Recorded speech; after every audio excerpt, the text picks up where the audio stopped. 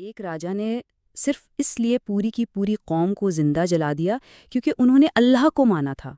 سوچئے، یہ کوئی کہانی یا افسانہ نہیں ہے، یہ تاریخ کی ایک ایسی خوفناک حقیقت ہے جو واقعی انسان کی روح کو کمپا کر رکھ دیتی ہے۔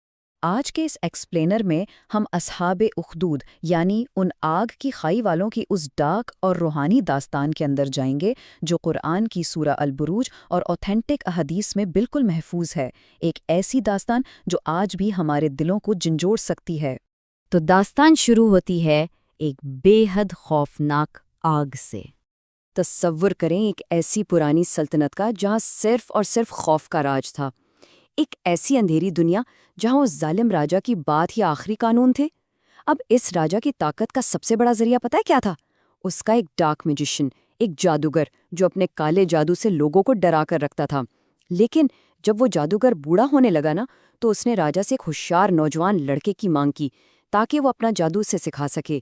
یہ دراصل ایک سازش تھی تاکہ پوری قوم کو آنے والی نسلوں تک ہمیشہ خوف کے سائے میں ہی رکھا جا سکے۔ لیکن پھر آتی ہے سچائی کی تلاش۔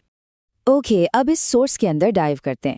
راجا نے ایک لڑکے کو چن تو لیا، لیکن اس لڑکے کے مقدر میں کالا جادو نہیں بلکہ ایک بہت عظیم سچائی لکھی ہوئی تھی۔ یہ نیریشن ہمیں سیدھا ریاض الصالحین کی اوتھینٹک حدیث سے ملتی ہے۔ ہوتا یہ ہے کہ جادوگر کے پاس جانے کے راستے میں اس لڑکے کی ملاقات ایک راہب سے یعنی ایک مونک سے ہوتی ہے۔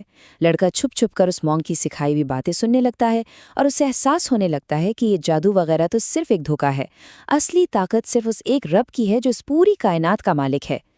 اور اس سچائی کو پرکھنے کے لیے ایک دن ایک عظیم آزمائش سامنے آئی۔ ایک بہت ہی خوفناک اور میسو جانور نے لوگوں کا راستہ روک لیا۔ تب اس لڑکے نے ایک پتھر اٹھایا اور دل سے دعا کی، اے اللہ، اگر اس مونک کا راستہ تجھے اس جادوگر سے زیادہ پسند ہے تو اس جانور کو مار دے۔ اور یقین مانیے، صرف اس ایک پتھر سے وہ میسو جانور وہیں ڈھیر ہو گیا۔ سچائی نے اپنا راستہ خود ہی بنا لیا تھا۔ اس کے بعد شروع ہوتا ہے میریکلز اور ظلم کا ایک نیا دور۔ اس پہلی نشانی کے بعد اللہ کی طرف سے اس لڑکے کو عظیم طاقتیں ملنے لگی تھیں۔ وہ لڑکا اب اللہ کے حکم سے اندھوں کو روشنی دینے لگا، کوڑ کی بیماریوں کو ٹھیک کرنے لگا۔ جب راجا کے ایک اندھے وزیر کو اس بات کا پتہ چلا تو وہ لڑکے کے پاس اپنا علاج کروانے پہنچ گیا، لیکن لڑکے نے صاف کہا، میں شفا نہیں دیتا، شفا صرف اللہ دیتا ہے۔ اور اس وزیر نے سچے دل سے ایمان قبول کر لیا اور میراکولسلی اس کی آنکھوں کی روشنی واپس آ گئی۔ جب اس ظالم راجا کو اس بات کا پتہ چلا تو اس کا غصہ ٹوٹلی آؤٹ آف کنٹرول ہو گیا۔ اس نے اس منک اور اس وزیر دونوں کو آرے سے یعنی آدھی باڈی سے چیر کر شہید کر دیا۔ اب یہاں ہم دیکھتے ہیں کہ انسانی ظلم اور ڈیوائن پروٹیکشن میں دراصل کتنا بڑا فرق ہے۔ راجا نے غصے میں اپنے سپاہیوں کو حکم دیا کہ اس لڑکے کو ایک اونچے پہاڑ کی چوٹی سے پھینک دو، لیکن پہاڑ زور سے ہلا اور راجا کے سپاہی خود نیچے گر گئے۔ پھر راجا نے اسے سمندر کے بیچوں بیچ ڈبونے کے لیے بھیجا، لیکن ان کی کشتی ڈوب گئی اور وہ لڑکا بالکل محفوظ چل کر واپس راجا کے دربار میں آ گیا۔ اب ذرا اس منظر کو امیجن کریں، ایک نوجوان لڑکا اور اس کے سامنے وقت کا سب سے طاقتور اور ظالم راجا کھڑا ہے۔ اس لڑکے نے واپس آ کے اس راجا کو ایک حیران کر دینے والا الٹیمیٹم دیا۔ اس نے اپنی جان بچانے کے بجائے پوری قوم کو سچائی دکھانے کے لیے اپنی خود کی جان قربان کرنے کا فیصلہ کیا۔ لڑکے نے اس بھرے مجمع میں راجا سے سیدھا کہا، تم مجھے تب تک نہیں مار سکتے جب تک تم پوری قوم کو جمع نہ کرو، میرا ہی تیر کمان میں نہ رکھو اور یہ نہ کہو بسم اللہ رب الغلام، یعنی اللہ کے نام سے جو اس لڑکے کا رب ہے۔ راجا نے بالکل ویسا ہی کیا۔ جیسے ہی اس نے یہ الفاظ کہے اور تیر چلایا، لڑکے کے سر پر تیر لگا اور وہ شہید ہو گیا۔ لیکن دراصل یہ اس راجا کی سب سے بڑی اور آخری بھول تھی۔ یہ ایک ایسی عظیم قربانی تھی جس نے پورا انقلاب لا کے رکھ دیا۔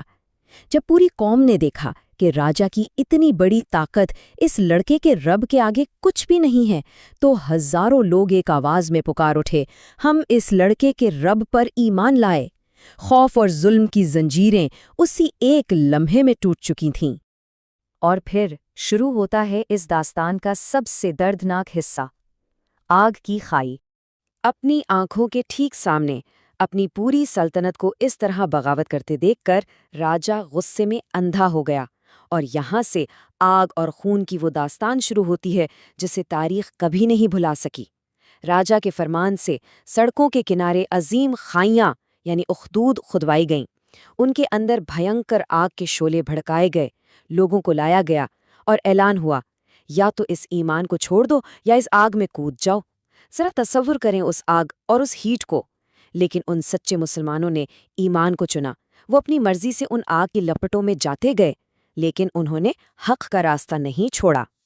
اسی دردناک منظر میں ایک عورت آئی، اس کی گود میں ایک چھوٹا سا دودھ پیتا بچہ تھا۔ آگ کی دھدک دیکھ کر ماں کے قدم تھوڑے سے ڈگمگائے، ظاہر ہے اس کی ممتا اسے آگے بڑھنے سے روک رہی تھی، لیکن تب ایک عظیم معجزہ ہوا۔ اس چھوٹے سے بچے نے آواز دی اور کہا، اے ماں صبر کر کیونکہ تو سچائی پر ہے۔